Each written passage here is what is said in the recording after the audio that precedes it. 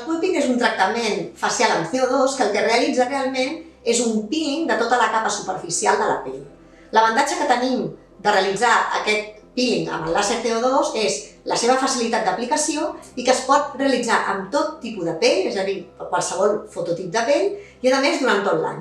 donant-nos una lluminositat a la pell que és bastant instantània, el qual és un tractament molt recomanat quan tens un casament o vols lluir la cara de forma molt lluminosa. Amb el pulping, el postoperatori és molt ràpid, realment només hi ha unes hores en les que la pell apareix una miqueta vermella i una petita i fina descamació de tota la pell superficial que pot durar aproximadament 24 a 48 hores.